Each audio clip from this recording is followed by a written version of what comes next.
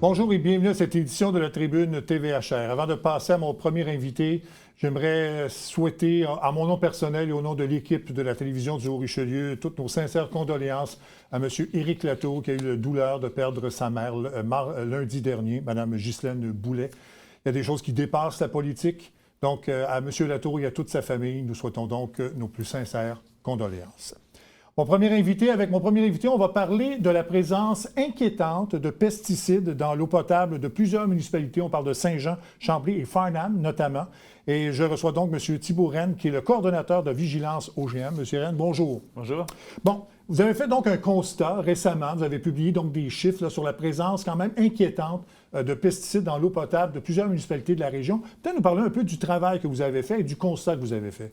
Oui, donc pour un peu résumer le travail de Vigilance OGM, l'organisme pour lequel je travaille, nous, notre but, c'est de sensibiliser sur les dossiers des pesticides et des OGM. Les municipalités de plus de 5000 habitants au Québec testent leur eau potable 4 fois par année en lien avec des pesticides. Sauf qu'on s'aperçoit qu'ils utilisent une loupe au lieu d'un microscope, à notre avis. Et donc, nous, ce qu'on a fait il y a 2 ans, en fait, on a sorti les résultats il y a quelques semaines, c'est qu'on a regardé d'une façon plus précise qu'est-ce qu'il y avait comme présence de pesticides dans l'eau potable dans 10 municipalités au Québec, dont Farnham, Chambly et Saint-Jean-sur-Richelieu. Et on s'est aperçu qu'il y avait une présence, oui, certes, inférieure au seuil de toxicologie québécois. Donc, on va utiliser les pesticides à base de glyphosate, qui est un bon exemple, le pesticide le plus utilisé au Québec. Au Québec, à partir à 210 microgrammes par litre, on sonne un sixième d'alarme et on dit « Attention, l'eau n'est pas impropre pour la consommation » par rapport à ce pesticide-là. En France, aussi, on a comparé en France et en Europe, c'est 2000 fois inférieur. C'est-à-dire qu'au bout de 0,1 microgramme par litre, on met un signal d'alarme, on dit « Attention, il y a une présence assez élevée de pesticides ». Ce n'est pas dangereux pour la santé, mais on va quand même voir où est la source et essayer de la diminuer. Parce que plus on est exposé à des pesticides, plus on a des problématiques sur la santé. Donc, ce que vous me dites, c'est que les normes québécoises et même canadiennes, je pense, sont nettement inférieures aux normes européennes. Donc, on est plus tolérant à la présence de pesticides dans l'eau potable ici qu'en Europe, par exemple. Effectivement. Sauf que il y en a une, c'est une norme basée sur le principe de précaution. Okay. Quelque chose qu'on utilise très peu en Amérique du Nord. Parce que, vous savez, en science, la science évolue. On apprend qu'il y a 20 ans, on a appris certaines problématiques. Maintenant, on en apprend des nouvelles sur les pesticides et autres. Donc, si on veut éviter d'être exposé à des choses qui peuvent être dangereuses pour la santé, il y a un principe de précaution qui dit, ne sachant pas exactement tous les impacts que peut avoir un pesticide, mais aussi la soupe de pesticides dans laquelle on est exposé, et on s'entend qu'on n'est pas exposé juste aux pesticides, basons-nous sur une norme basse pour essayer de diminuer les impacts sur la santé. En Europe, on utilise ce principe-là. Ici, on utilise d'autres choses qui sont pour nous pas très scientifiques. C'est-à-dire qu'on vient baser l'évaluation des pesticides sur les données de l'industrie, qui sont les vendeurs de pesticides. Donc ça, c'est inquiétant pour nous. Donc oui, les normes sont extrêmement différentes. Bon, on a vu ces chiffres récemment. Ça a été publié dans la presse. Le Journal de Chambly a même fait un article pour Chambly spécifiquement. Mais est-ce que c'est un phénomène nouveau ou c'est un phénomène qui prend de l'ampleur à chaque année? C'est difficile à savoir parce que, comme je vous dis, les villes testent leur eau. Par exemple, sur le glyphosate, ils testent à partir de 2 microgrammes. C'est-à-dire tout ce qui est en dessous de 2 microgrammes, qui peut être 20 fois supérieur à la limite européenne, on ne voit rien au Québec. Nous, ce qu'on dit, c'est qu'à 2, essayons de voir, comparons aux limites européennes, juste pour voir ce qu'il y a dans notre eau. C'est important. Et le phénomène, c'est ce qu'on voit, c'est qu'actuellement, depuis 30 ans au Québec, on essaie de diminuer l'utilisation des pesticides. On sait l'impact que ça a sur la santé, surtout la santé des agriculteurs qui sont les premières victimes. On sait l'impact que ça a sur la biodiversité, dans nos cours d'eau. Et donc, il y a des cibles depuis 1992 au Québec qui visent la diminution des pesticides. Malheureusement, les 3 derniers bilans de vente des pesticides du ministère de l'Environnement montrent qu'il y a des records de vente. Et il y a énormément semblerait-il, de volonté politique. Mais pour nous, c'est juste des vœux pieux parce que, malheureusement, les résultats montrent qu'on a une augmentation. Bon, pour la population, est-ce qu'il y a des effets pour la population quand on utilise l'eau potable de ces municipalités-là? Non, probablement pas, mais en fait, il y a peu d'études là-dessus. Ce qu'il faut savoir aussi, ce que j'ai oublié de préciser, c'est que nous, à Vigilance, il y a des études qui montrent que dans l'eau potable de municipalités, il y a des pesticides très faible pesticides dans l'eau, sauf quand il y a l'utilisation agricole, donc souvent les épandages vers fin juin, fin juillet. Et c'est là qu'il y a un relargage donc, dans les eaux de surface où est captée l'eau potable. Et nous, on a vraiment essayé de toucher cette zone-là, donc la zone où on a un maximum de pesticides. Donc probablement, j'aurais testé l'eau 10 jours avant, 10 jours après, il y aurait une moins grande présence. Mais on est quand même, il faut savoir vraiment à quoi les populations sont exposées. Et il y a des risques pour la santé. Après, les doser, savoir à long terme, à moyen terme, ça, malheureusement, ce n'est pas mon rôle. Mon but, c'est de sensibiliser les gens pour dire attention, il y a des pesticides, engageons-nous. La volonté politique, que ce soit municipale, provinciale et fédérale, doit être mise en place pour que les gens soient moins exposés aux pesticides. En fait, la situation que vous nous rapportez, c'est une prise de photo dans un moment précis. On peut pas dire que la présence des pesticides est élevée à l'année longue. Non, je ne pense pas. Mais après, c'est aux municipalités de faire ces autres tests avec, non pas la loupe, mais avec un microscope la prochaine fois. Bon. Vous avez parlé donc des instances gouvernementales. Est-ce que les municipalités peuvent faire quelque chose? Est-ce que le gouvernement provincial peut faire quelque chose? Le gouvernement fédéral? Qu'est-ce qu'on doit faire justement pour éviter le problème? Nous, à Vigilance OGM, on a mis en place une campagne qui s'appelle « Sortir du glyphosate », là, comme le symbolique du pesticide le plus utilisé au Québec et dans le monde. Donc, on a des revendications. Je vais commencer par le municipal. Au municipal, ce qu'il peut faire, c'est mettre en place des interdictions de vente de pesticides. Donc, il y a déjà 160 municipalités qui l'ont fait. Et, par exemple, Montréal est même allé plus loin en interdisant la vente de pesticides aux particuliers. Il y a Québec qui a interdit les pesticides à base de glyphosate, les néonicotinoïdes. Donc, j'invite toutes les municipalités à le faire. Bientôt, c'est les élections. Donc, les nouveaux élus pourront mettre ça en place. Au point de vue provincial, il y a plusieurs, mais je pense qu'il y en a une qui est centrale, c'est que quand vous allez voir votre médecin, c'est pas votre médecin qui vous vend les médicaments qu'il vous a prescrits, parce qu'il y aurait un conflit d'intérêts. Donc, on a mis un pharmacien entre ça. Au Québec, encore, malheureusement, la grande majorité de la prescription, donc l'agronome qui vient prescrire aux agriculteurs, est un vendeur de pesticides. Et donc, il a un intérêt souvent à vendre plus parce qu'il n'y a pas forcément des bonis derrière ou un voyage dans les îles, mais il y a quand même un encouragement de la structure dans laquelle il travaille. En fait, vous souhaiteriez un intermédiaire, c'est ça? On souhaiterait un intermédiaire. En fait, l'interdiction, si on prescrit des pesticides, on est interdit de vendre. Ça existe dans d'autres pays, on le souhaiterait au Québec. Et d'ailleurs, l'ancien ministre de l'Agriculture, M. Lamontagne, avait mis un projet de loi qui n'est malheureusement pas passé. Là, il reste 1 an à la CAQ peut-être pour le mettre en place. Et au fédéral, c'est vraiment l'évaluation des pesticides. Actuellement, il faut vraiment qu'ils se basent sur la science indépendante et que ce soit transparent.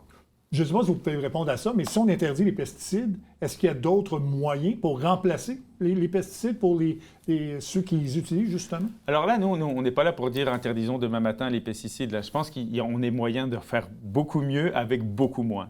Et on a vu, il y a des études, très bonnes études au Québec, qui ont montré qu'à un moment donné, les néonicotinoïdes, là, qui est une classe de pesticides où on vient enrober les semences de ça, étaient inutiles pour la... Donc, on a testé des champs avec néoniques et des champs sans. Et les vendeurs disaient « Non, il en faut, il faut absolument que tu en achètes, sinon tu vas perdre ta récolte. » Et les études montraient qu'en fait, ce n'était pas le cas. Depuis 2019, le gouvernement a dit « Maintenant, si vous voulez mettre des néonicotinoïdes, il faut le justifier si vous êtes agronome. » Il n'y a plus aucun agronome qui le justifie. Et la chute a été de 90% de la vente. Bon. Donc, c'était peut-être plus facile dans ce cas-là, mais il y a des possibilités de diminuer énormément. Et l'impact, ça va être clair sur la santé des agriculteurs qui, eux, malheureusement, tombent malades. On le voit dans les derniers sondages de l'UPA et Victimes des pesticides du Québec. Bon. Vous avez parlé des règles qui sont différentes ici qu'en Europe. Je pense que vous souhaiteriez qu'on applique plus les normes européennes, je pense. Mais le gouvernement, d'ailleurs, défend de toute façon les règles actuelles, là. Le Québec se base sur les normes canadiennes, donc en tout cas sur l'évaluation faite par le Canada, mais le gouvernement se défend en disant « nous, c'est basé sur la science ». Mais vous savez, la science, il y a des piliers fondamentaux sur lesquels on ne peut pas jouer. Un des piliers fondamentaux, c'est que ça soit transparent et que ça puisse être vérifié par les pairs.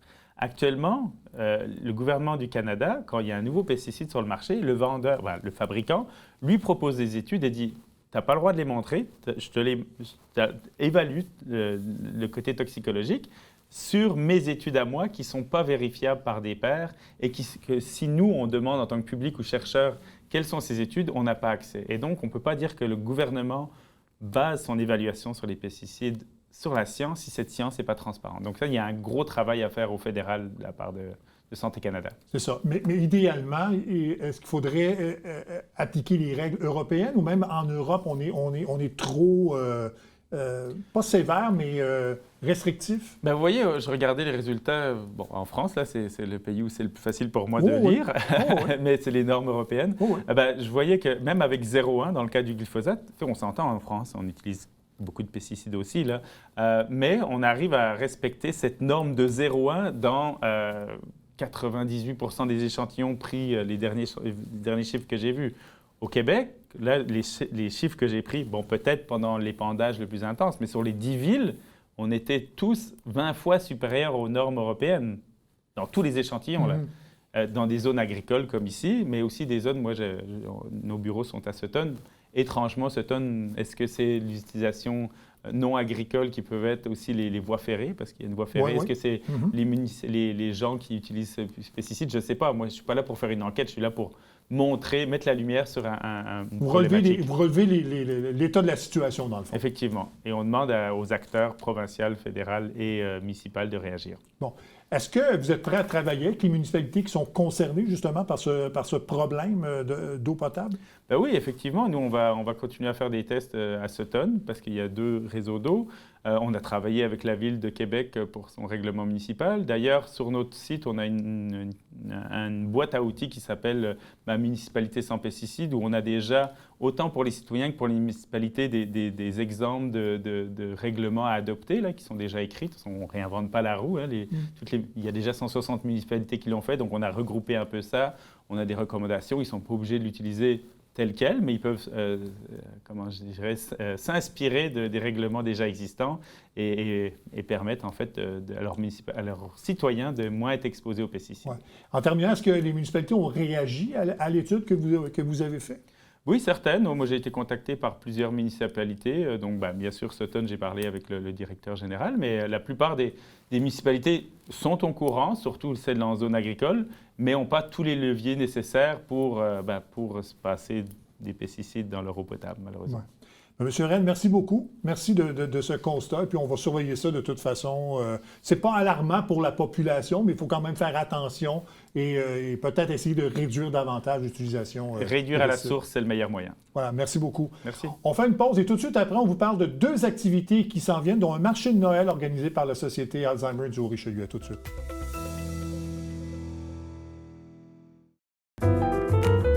À tous les mois, écoutez Dans l'œil de Miss Ray et rencontrez des artistes et des organismes qui contribuent à la diversité culturelle de notre belle région.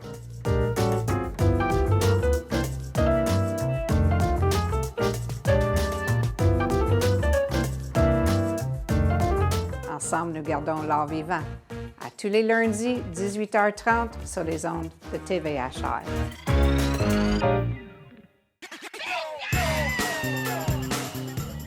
Le temps adepte du bingo, Télébingo vous permet de jouer dans le confort de votre foyer. 4 500 $ en prix à gagner. Et pour ce faire, vous devez vous procurer un livret comme celui-ci au coût de 9,50 $ chez un de nos détaillants, dont la liste apparaît sur notre site internet tvhr9.com. Donc, c'est un rendez-vous dimanche matin 9h30. Télébingo.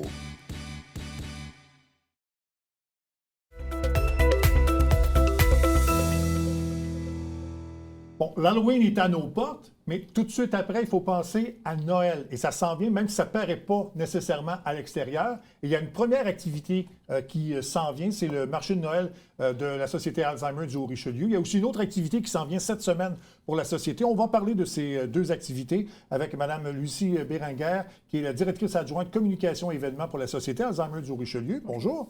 Mme Catherine Pinsonneau, qui est du service de prévention et d'accompagnement des personnes vivant avec un TNC. On va expliquer ce que c'est dans l'entrevue. Bonjour. Bonjour. Bon, parlons d'abord du marché de Noël. Ça s'en vient, c'est le 8 et 9 novembre. C'est une activité très populaire pour la Société d'Alzheimer. C'est au Carrefour Richelieu. Peut-être nous parler un peu de cette activité. Oui, en effet. Donc, les 8 et 9 novembre prochains, ça approche à grands pas. On a le marché de Noël des artisans et des produits locaux qui fête sa 5e édition.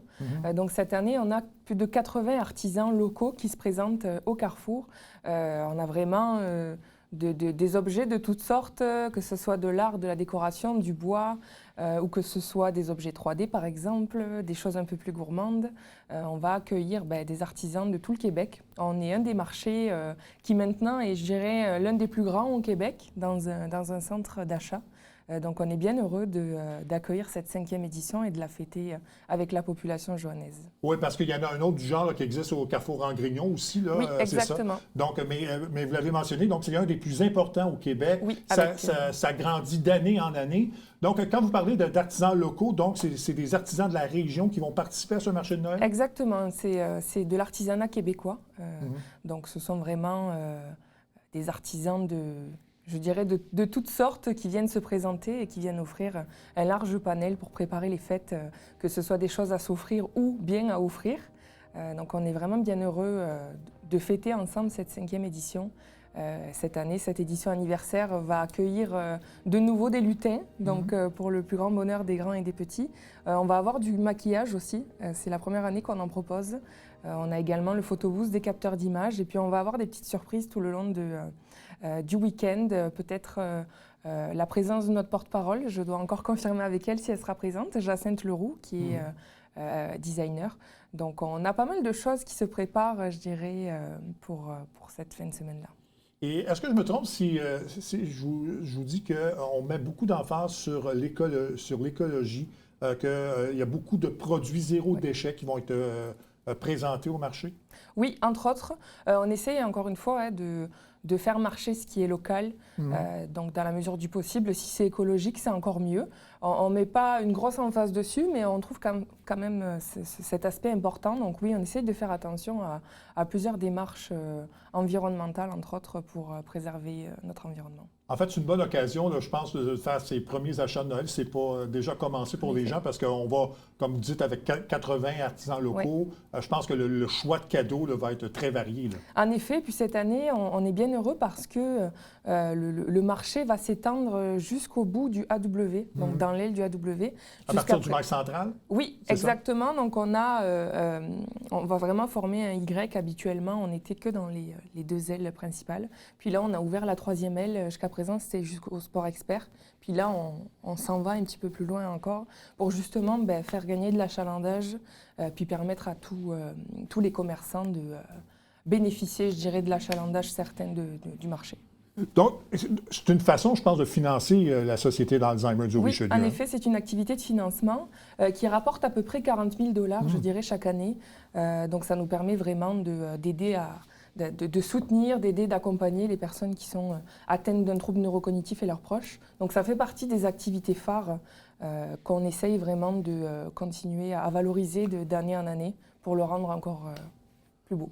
Donc, vous en recevez 80. Est-ce que c'est à peu près le même nombre là, ou ça augmente d'année en année, le nombre d'artisans? On essaye de faire augmenter d'année en année. Cette année, on a encore une augmentation, je dirais.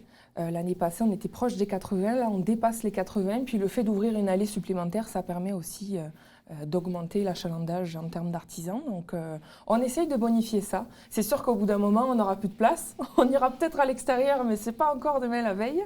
Mais on essaye justement de rendre ça encore plus attrayant. Tout à fait. Je lisais, et vous me confirmerez, là, est-ce que, pour ceux qui ont suivi Survivor Québec, est-ce que Joël D'Endurance sera sur place? En effet, Joël D'Endurance sera présent, je pense, pour la 2e ou la 3e année, mais je pense que c'est la 2e. En effet, oui, il sera présent, donc on est bien heureux aussi de l'avoir à nos côtés avec ses casse-têtes une à la fois. Là, c'est vraiment très intéressant, très ludique pour l'aspect, justement, stimulation cognitive. Je dirais que ça allie... plein de choses. Oui, et puis il est très sympathique. Alors, je pense qu'il est bien aimé des gens, donc c'est une belle présence. On va revenir sur les activités de la Société. On va maintenant parler d'une autre activité qui aura lieu cette semaine, le 30 octobre. C'est une soirée de musique. Parlez-nous-en un peu, Mme Pinsonneau. Oui, on reçoit le trio Vintage Chérie. C'est un groupe avec des musiciens et des chanteurs. Donc, on a une flûte traversière puis une guitare acoustique. J'ai décidé de choisir ce trio-là parce que, justement, leur registre est de Frank Sinatra à Charles Aznavour. Donc, on est vraiment dans les années... Crooner Big Band. Oui, exactement. Puis qui rejoint beaucoup, justement, nos membres, notre clientèle. Bon. Je pense que c'est la première année, je pense que vous faites une soirée comme ça. Oui, exactement. Je disais que la musique avait un bien immense pour ce genre de clientèle-là, exactement. Oui, vraiment. C'est sûr que la musique rassemble, Ouais. fait qu'on on pense tout de suite à tout ce qui est la stimulation sociale, mais aussi ça aide beaucoup sur les facteurs du sommeil, puis aussi le stress aussi, ça réduit beaucoup le stress. Puis cette activité-là, bien, justement, le fait qu'ils viennent en couple ou parents, enfants, bien, ça va leur laisser la chance justement de venir se créer des beaux souvenirs ensemble, puis d'aller jouer aussi au niveau de la réminiscence des souvenirs. Donc, je pense que... Ça va changer de l'environnement aussi, du quotidien de ces Exactement. enfants-là ou de ces gens, de ces personnes atteintes. Peut-être nous parler un peu justement de ce que c'est. On parle ici du trouble neurocognitif. Qu'est-ce que c'est exactement? Parce que c'est une clientèle précise, là. Exactement. Troubles neurocognitifs, on inclut là-dedans plusieurs troubles neurocognitifs. Donc, la maladie d'Alzheimer, on a aussi la démence à corps de Lewy, on a quelques autres Maladie aussi. Parkinson. Parkinson, merci. Syndrome de Korsakoff, par exemple. OK. Ça englobe Exactement. vraiment plusieurs Exactement. problèmes. C'est vraiment une dégénérescence au niveau des neurones du cerveau. Donc, ça englobe vraiment tous ces types de maladies-là. Bon, c'est ça. Et ces gens reçoivent donc du service là, à la Société Exact. Alzheimer. Là, c'est Exactement. ça. Bon. Pour les billets, là, on va mettre le numéro de téléphone à l'écran. Là, c'est 450-347-5500 pour ceux qui veulent assister à cette soirée de musique. Exactement, ce jeudi soir. Oui, c'est ça. C'est ce jeudi soir. C'est au, je ne sais pas si j'ai mentionné l'adresse, mais c'est au 740 2e rue, donc c'est dans le secteur Iberville. Oui, c'est ça? à nos locaux, exactement. Bon, parfait. Parlons un peu de la Société Alzheimer. J'ai reçu votre directrice générale un peu plus tôt dans la saison, mais peut-être revenir un peu sur le rôle que vous jouez dans la région et la clientèle que vous aidez exactement. En effet. Nous, comme je le mentionnais tantôt, on aide, on accompagne les personnes qui ont un trouble neurocognitif ou leurs proches. On dessert plus de 34 municipalités dans le secteur. Donc annuellement, là, si je reprends les chiffres de l'année passée, on fait à peu près 38 000 heures de répit, que ce soit à domicile ou en centre d'activité. Donc le répit, c'est des intervenantes qui vont à domicile pour faire du répit et de la stimulation pour permettre justement aux proches aidants d'aller prendre soin d'eux. C'est aussi du répit en centre d'activité, donc les gens sont encore autonomes pour venir se déplacer à nos bureaux. C'est également aussi beaucoup d'interventions psychosociales. On a beaucoup de gens qui sont justement isolés, qui ont beaucoup de difficultés. Donc, c'est à peu près 1500 interventions par année, avec une moyenne de 30 minutes à chaque fois. Puis encore une fois, ce n'est pas suffisant. On s'entend qu'on essaye de faire diminuer la pression sur le réseau, mais ce n'est pas suffisant. Puis en termes d'activité, on a aussi développé récemment un service de prévention et d'accompagnement pour les personnes qui vivent avec la maladie. Parce qu'encore une fois, oui, le proche aidant est important, mais la personne qui vit avec la maladie l'est tout autant. Donc, si tu veux un petit peu parler de cet aspect-là, Catherine, je pense que c'est important parce qu'on est très curatif dans ce qu'on fait, mais il faut être préventif. Il vaut mieux prévenir que guérir. Donc, si on s'y prend un peu plus tôt, on va éviter justement de développer un trouble neurocognitif. On va ralentir les symptômes, les effets, en tout cas. Tout à fait. C'est bénéfique. Exactement. Justement, avec l'accompagnement des personnes qui vivent avec la maladie, en phase légère. Donc, si les gens veulent avoir un diagnostic, ils peuvent venir chez nous. On peut faire les accompagner pour le test MoCA Expresso. On est en partenariat avec la Clinique de la mémoire là, du docteur Ziad Nasreddine. Puis, par la suite, suite soit au diagnostic ou s'il y a déjà un diagnostic, mais là, on offre vraiment l'accompagnement personnalisé à toutes les personnes là, qui le désirent. Bon, on parlait de ces deux activités-là, mais je pense que vous organisez aussi des marches. Je pense qu'il y a le Parc des Paruline, entre autres, qui est un endroit que vous utilisez pour des marches là, avec les gens, justement. Exactement. C'est un nouvel atelier. On voulait créer un club de marche, mais je voulais faire un petit peu plus, aller travailler justement d'autres fonctions cognitives que juste aller marcher. Puis, fait qu'on va se poser des petites questions en groupe pendant qu'on va marcher. Donc, cette semaine, on a une deuxième séance là, qui va avoir lieu. Bon, je vais prêcher de ma paroisse, mais le Parc des Pérulines, c'est mon secteur. Et puis, c'est un très beau parc. Et puis, je pense que les gens doivent aimer beaucoup l'expérience du Parc des Pérulines. Ils ont bien apprécié il y a quelques semaines. Bon. Ce que j'ai oublié aussi de mentionner, c'est qu'on a intégré dans nos programmes et services une trajectoire. la trajectoire des personnes qui vivent avec la maladie, donc le parcours de vie avec un trouble neurocognitif, que ce soit pour la personne atteinte ou la personne vivant avec la maladie ou le proche aidant. Puis on a cette trajectoire avec 6 grandes étapes. Donc on a tout ce qui est prévention et saines habitudes de vie. Donc encore une fois, ça va être comment prendre soin de soi, comment augmenter sa réserve cognitive, stimuler sa santé. Par la suite, on va avoir tout ce qui est signes précurseurs et diagnostics. Donc là, c'est à ce moment-là que on va essayer de voir si on peut avoir un diagnostic, faire de la détection précoce, entre autres. Puis signes précurseurs, encore une fois, qu'est-ce que dans le quotidien fait que ça pourrait me faire penser à la maladie d'Alzheimer, entre autres. Par la suite, c'est tout ce qui est prévenir l'avenir. Donc prévenir l'avenir, ça va être tout ce qui est mandat de protection. Qu'est-ce que je peux faire en étant encore autonome, je dirais, pour prévenir l'avenir et diminuer le fardeau de la maladie dans le temps. Ensuite, on a le maintien à domicile. Donc là, c'est le premier choix des aînés au Québec. Donc, qu'est-ce qu'on fait pour rester chez soi? Des programmes et des services, encore une fois, de la société, mais de tout le réseau santé, services sociaux communautaires, je dirais. Après ça, quand on ne peut plus rester chez nous, c'est hébergement adapté, donc milieu de vie adapté. Oui. Est-ce qu'on va en résidence intermédiaire? Est-ce qu'on va en résidence autonome? Enfin, on se pose des questions. Puis par la suite, on termine par fin de vie, donc le deuil. Puis ce qui est important de mentionner dans cette trajectoire, c'est que on la commence à 2, on la termine seule quand on est proche aidant, mais inévitablement, on revient au début de la trajectoire. Donc c'est vraiment important de le nommer, on le conscientise de plus en plus, je dirais, dans nos façons de travailler, au niveau de la population aussi, pour qu'on ait vraiment une 360 et qu'on crée un filet social, je dirais, autour de ces personnes qui sont vulnérables. Bon, donc je rappelle, donc la soirée de musique le 30 octobre, donc au 740 2e rue, et le marché de Noël les 8 et 9 novembre prochains au Carrefour Richelieu. Mesdames, merci beaucoup de votre visite. Voilà, ça complète cette édition de la Tribune TVHR. J'espère que ça vous a plu, mesdames, messieurs. À la prochaine. Au revoir.